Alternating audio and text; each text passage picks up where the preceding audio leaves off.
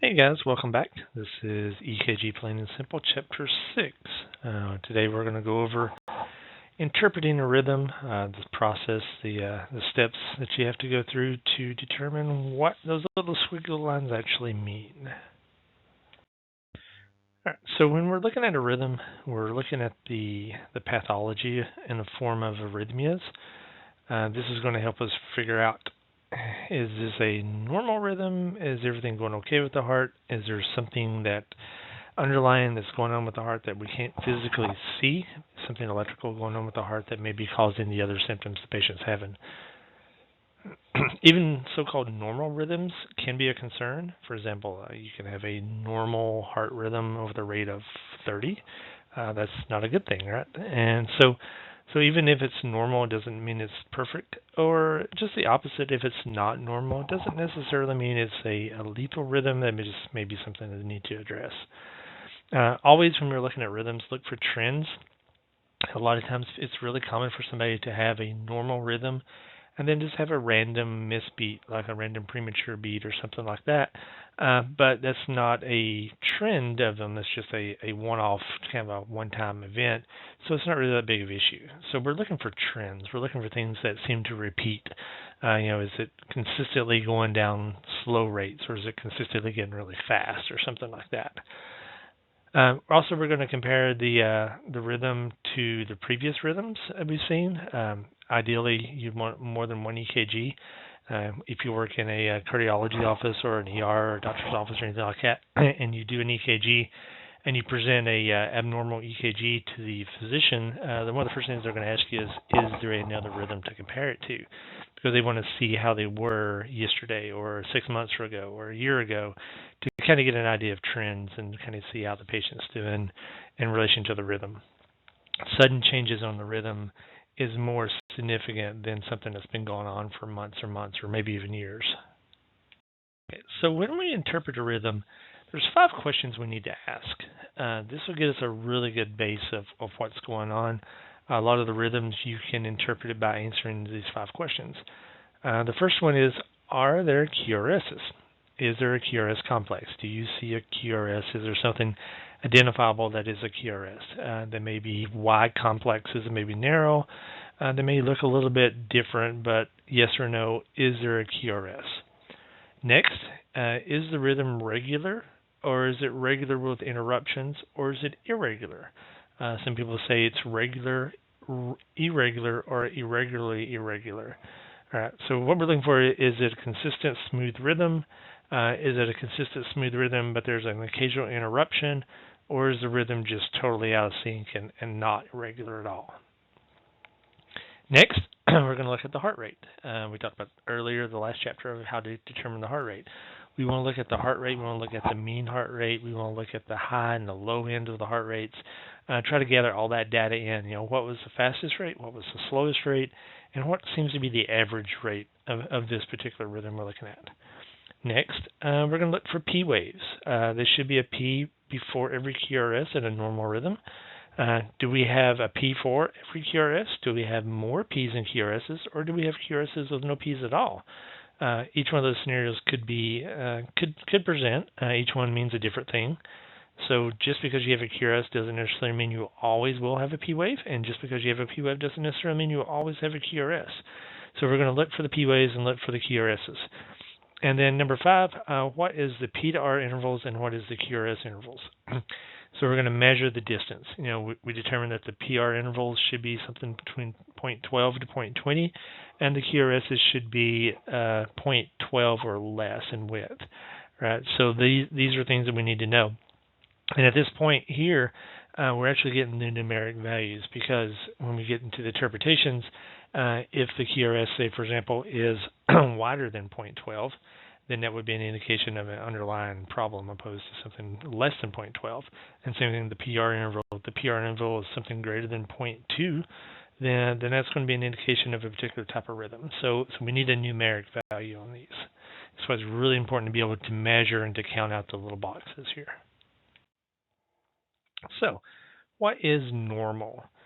You'll hear the phrase a lot of times, a normal sinus rhythm. a lot of people are trying to get away from using the word normal sinus rhythm because normal implies that everything is perfect. What we're really looking for is, do you see anything that's not perfect, right? So if you don't see anything that's not perfect, then we would consider that to be a normal.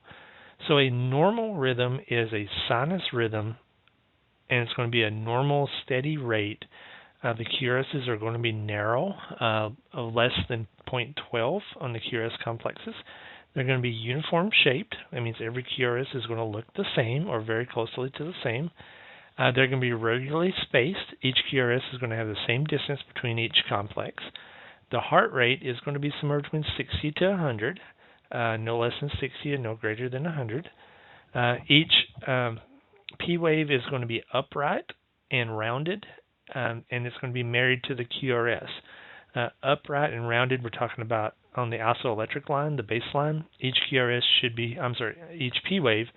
should be above the isoelectric line. Each P wave should be going in upwards motion, and it should be a round P wave, not a little spike, not a little fin, not a little peak. It should be a nice little round, smooth P wave.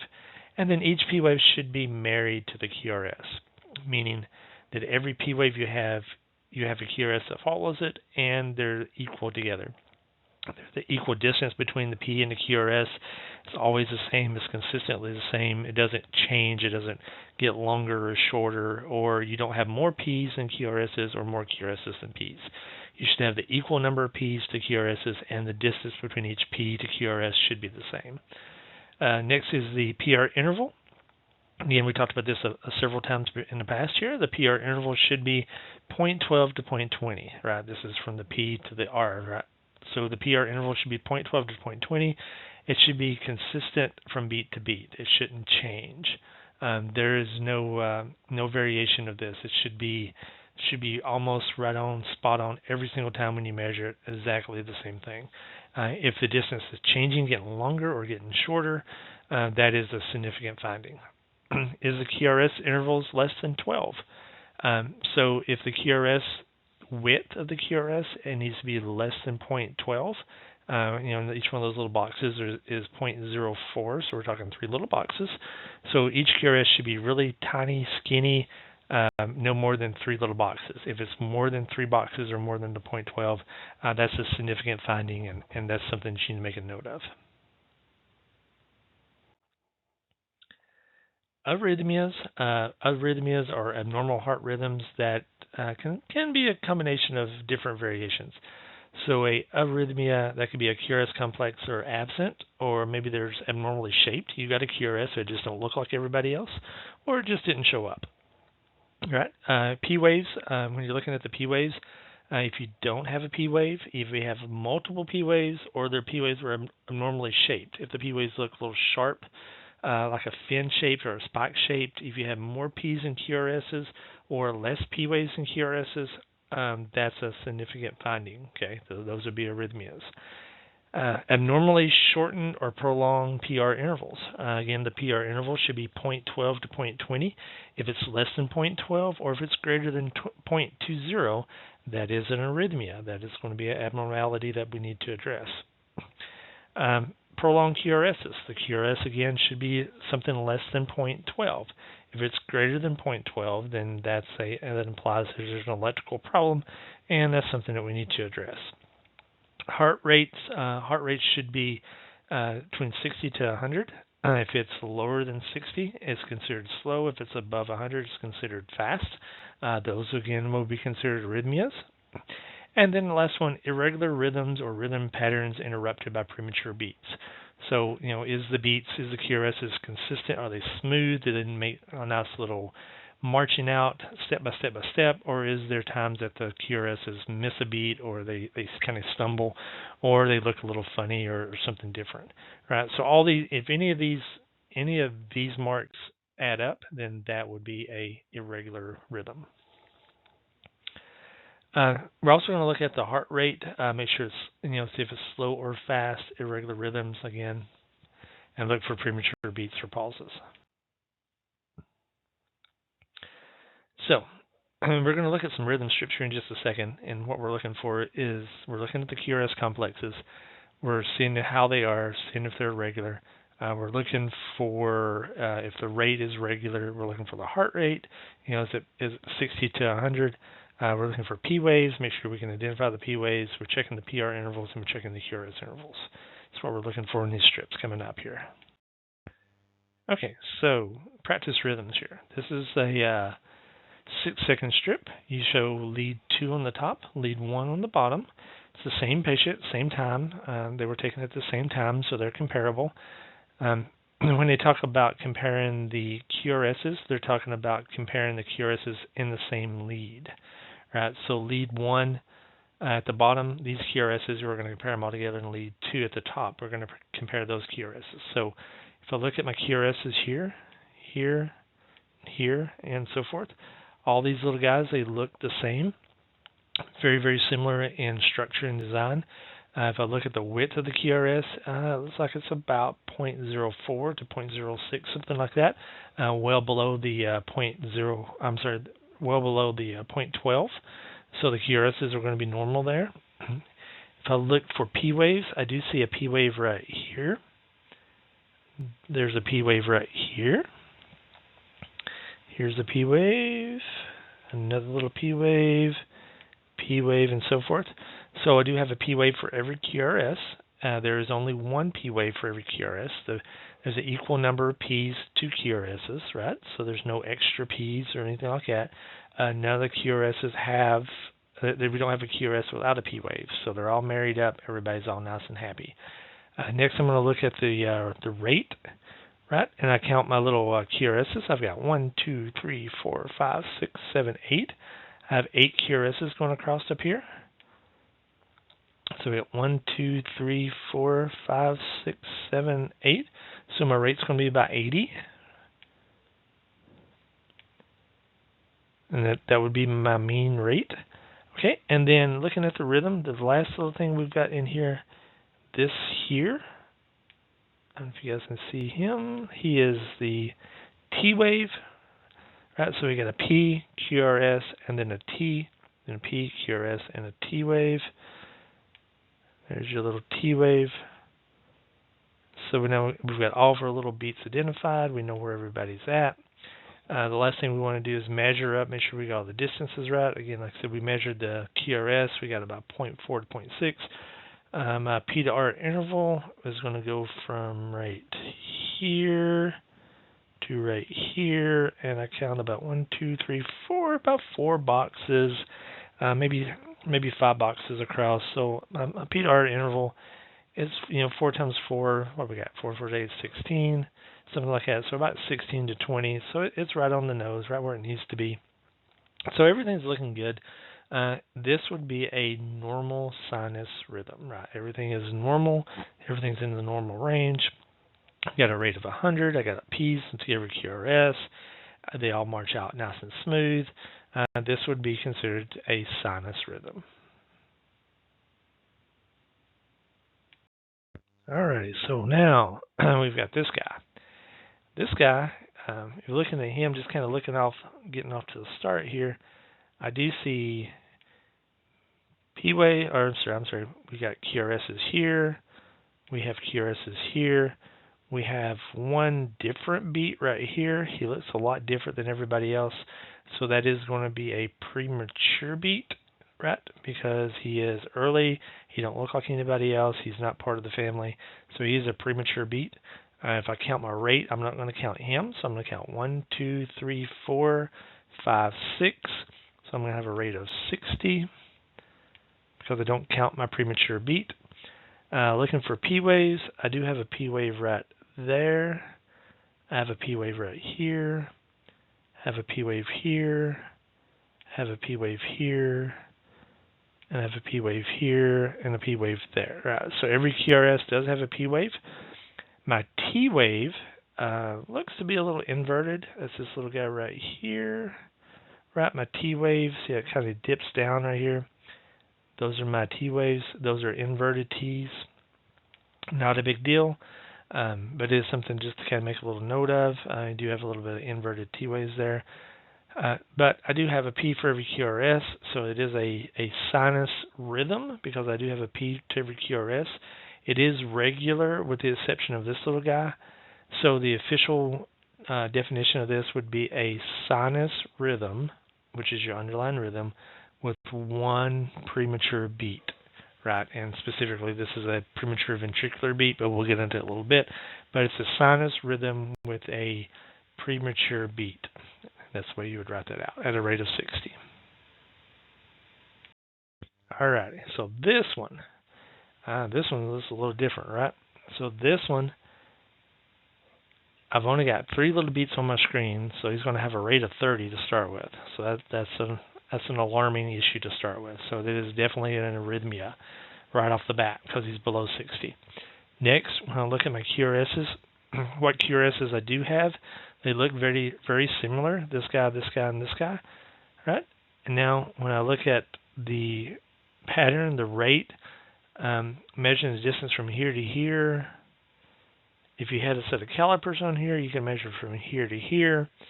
Then you should have another beat somewhere right about here, and then another beat somewhere right about here, and then your beat over here. So we're missing 2 beats, maybe 2.5 beats. So this is what they would call a pause, because there's nothing going on in this little strip through here. So this is a pause that happened in here. So we've probably got a regular rhythm. If I could see more than just a 6 second, I'd probably tell that this is a regular rhythm with a big pause in the middle here. Right. The other thing I want to look for is my P waves. Now, if you look at it really closely, I do not see any definite P waves. The P wave should be right in here somewhere. There should be a P wave right in here somewhere. And even looking at lead 1 down here, I don't really see anything here. Maybe that right there, you could maybe argue that might be a P wave, but it's not really what they call a discernible P wave, meaning that it's very clear that you can tell what it is. So this is going to be a arrhythmia. The rate's going to be 30. You're going to have a significant pause in here and no discernible P waves. Again, these are little things that you're going to write down and make little notes of, and then you're going to apply this to some criteria later to figure out what kind of a rhythm this is. All right, strip 4. What do we got here? We have beat, beat, beat, beat, beat, doot, doot, doot, doot, right?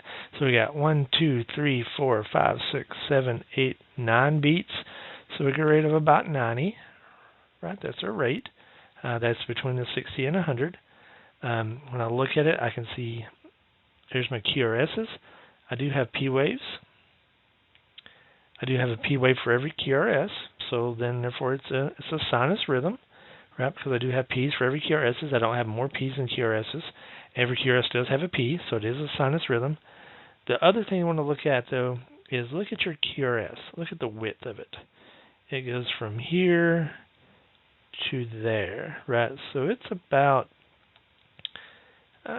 it's pretty close to the point 12, right? And to have a normal QRS, it's got to be 0.12 or less.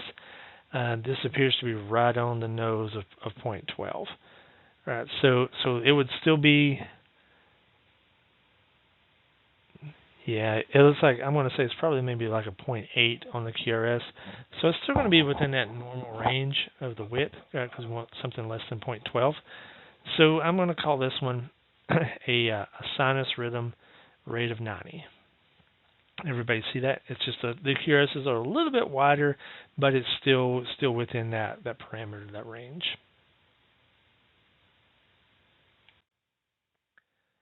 Okay, so this guy's a little bit different. He's got some things going on here.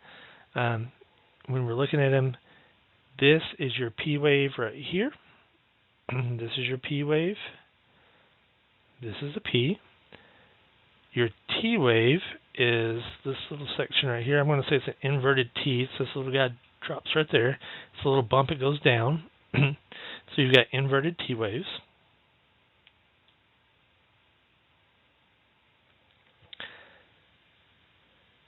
And then your QRS here. All right, so your QRS here, if we're measuring from right here to right there, that's definitely going to be greater than 0.12 for your QRS, right?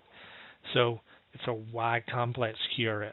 Now, the reason for it being wide, there's a couple different reasons. We'll get into that as we go on through the book. But just make a note that your QRSs are wide. You do have a P for every QRS, so therefore it is a sinus rhythm. The rate, you have 4 QRS complexes, so the rate is going to be 40. It is a wide complex QRS. The T wave really depends on how you look at it. You may have a normal T wave if you count that as a T. It may be inverted if you're looking there. You can kind of argue that either way, but not a significant finding here. But you do have a P, and then this is your QRS complex. You do have I'm going to call this probably 2 R's. You got 1 R here. Here's your second R. So you got 1 R, and then your second R would be right there. All right, so you got Q coming down, R wave, drops down, another R wave, drops down, and then comes back up. So this then would be a sinus rhythm because you do have your P waves. It's going to be a slow rhythm because it has a rate of 40. And it's going to be a wide complex QRS. Alrighty, guys, and that concludes this one. We'll be moving on to the next chapter. See you there.